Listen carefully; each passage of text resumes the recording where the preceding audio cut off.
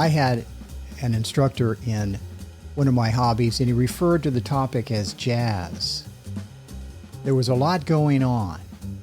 And in a real estate transaction, real estate attorneys speak about all the moving parts. Today, we're speaking about contingencies. My best friend, and I believe it's your best friend as well. It's everybody's best friend. It's not location. It's not an all-cash sale. It's not a quick sale. It's contingencies. So let's take a look in this series. What is a contingency and how does it work? Part 1. What is a contingency? One of my favorite real estate attorneys here in Silicon Valley often refers to it as an action based on another action. The California Association of Realtors real estate attorneys put together a Q&A for their realtors, and they refer to a contingency as, under contract law, a contingency provides a party to the contract the ability to condition performance on the occurrence or non-occurrence of another event. Now back to my real estate attorney here in Silicon Valley. For those of you new to real estate, or it's been a while since you've had a real estate transaction, a contingency is a clause in a home sale contract.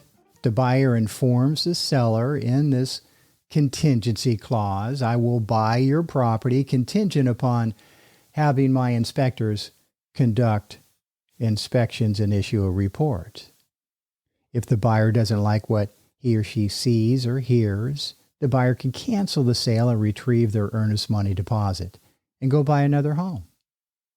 Or the home buyers can renegotiate based on surprises and new issues or deferred maintenance, or allow the seller time to address the deferred maintenance and make repairs. Early this month, I had a fixer-upper in a sought-after neighborhood.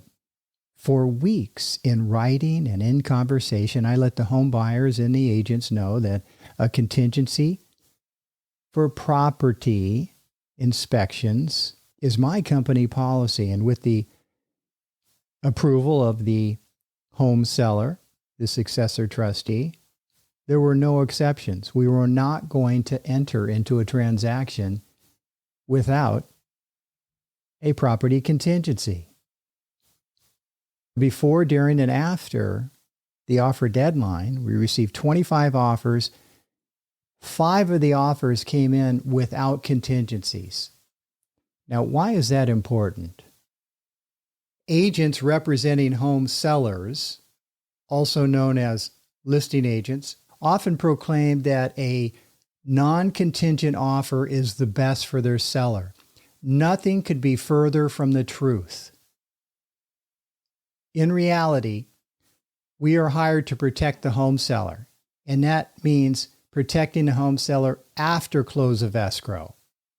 My job as a seller's agent is to protect my home seller, not only now, but especially after the home sale, when a home buyer can have real or imagined problems and visit a real estate attorney and say, I don't want this house anymore.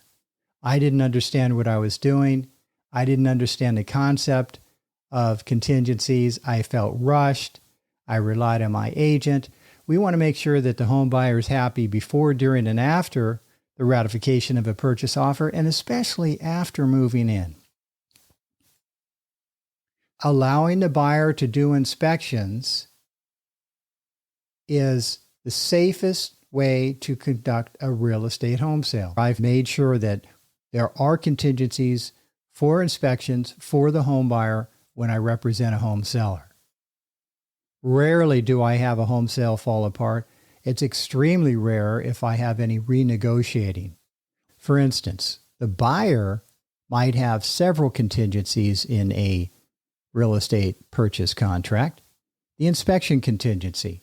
The buyer will buy your house contingent upon having inspections, or cancel the sale, get their deposit back. The buyer will buy your house contingent upon selling their condominium or townhouse in another area and successfully closing escrow. The buyer will buy your house contingent upon having it appraised. for the contracted sales price. You get the picture on the buyer side. So for the buyer, they might have an inspection contingency, a financing contingency, an appraisal contingency, the sale of their current residence contingency. They might have a contingency for the common interest development. That is the homeowner association for condo, townhouses, co-ops, planned unit developments.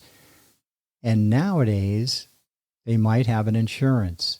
What is a seller contingency? The seller contingency is in the real estate purchase contract. The seller will sell their home to you contingent upon finding a suitable replacement property. The seller will sell the property, complete the sale contingent upon getting approval from, say, a family member to ratify the contract, or from a bank official if the home is in a short sale situation where the loans are more than the home is worth. I've done this many times. The seller will sell the home to the home buyer contingent upon finding a suitable replacement property and securing a contract on that home. The seller will sell the home to the home buyer contingent upon successfully retrieving that quitclaim deed that he or she never received from their former spouse. The seller will sell the home buyer their current residence contingent upon getting approval from a bankruptcy judge. You get the picture. It might be from the buyer. It might be from the seller. A transaction might have both. Now let's get into it. Contingencies. This is the hub. So what are the spokes? It's an action or inaction. Another spoke might be the home buyers. Another spoke is the home sellers and the agencies and the individual agents. I cannot stress enough the importance of home buyers and home sellers understanding contingencies. I was on a real estate Zoom call with the former president of the California Association of Realtors in 2020 and the former president of the Santa Clara County Association of Realtors in 2008. So he had baptism by fire, and he reported that 85% of the home sales in Silicon Valley for the week prior. Now, I was on a Zoom call with him on July 19th, 2023. The week prior, 85% of the home sales in Silicon Valley were absent of contingencies. It's also referred to as non-contingent offers. The biggest misconception is that contingencies protect the home buyer.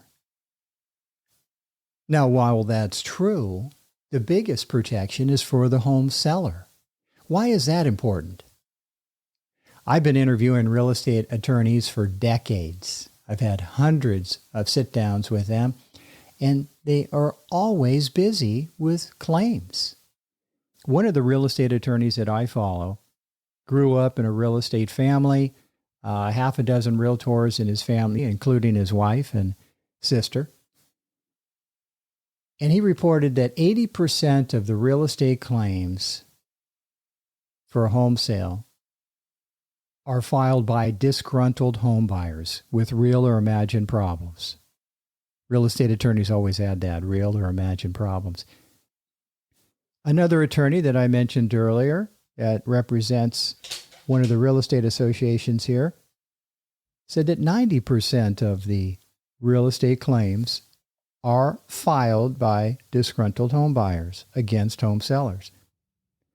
I also follow one of the top real estate attorneys in Northern California. She was in charge of Northern California for one of the largest real estate agencies in California. And she said, quote, "I don't care what anybody says. It's closer to 100%. Now, if the home seller is the target, how can we protect the home seller? How can we remove the home seller from being targeted after the home sale closes? 1, full disclosure. 2, pre-sale seller disclosures. pre-sale seller inspections.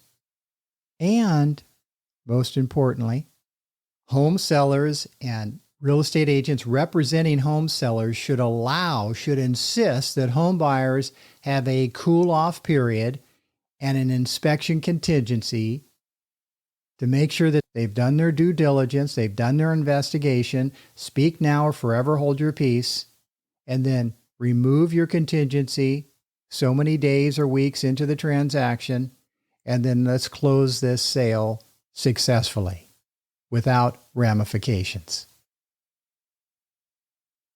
When I was on that Zoom call with my old friend who was president of the California Association of Realtors in 2020, I asked him today, in his opinion, what is the most important topic for real estate agents and their clients? He said insurance. Make sure you have a contingency for insurance.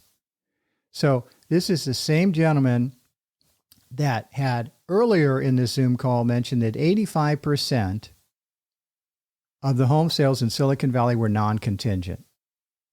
He does his homework.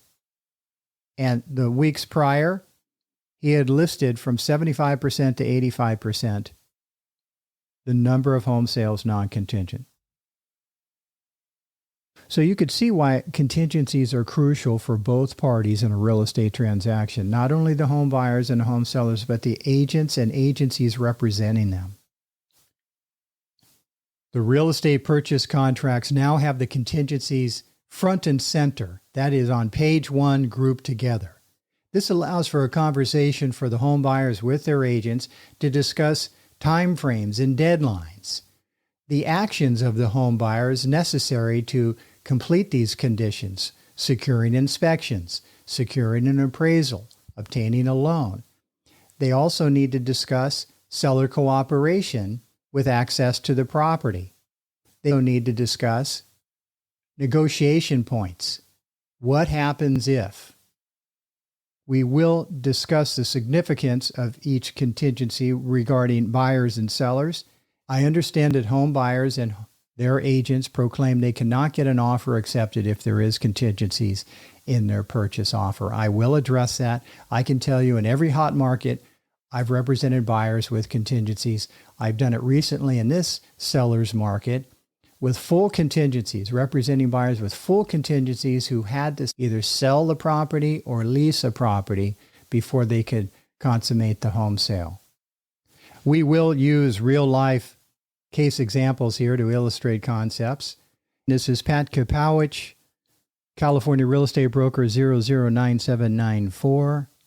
If you have a real estate licensee representing you in the state where you live, make sure you speak with that agent about contingencies and or their managing broker or supervising real estate sales manager. Thanks again for listening. Talk to you soon.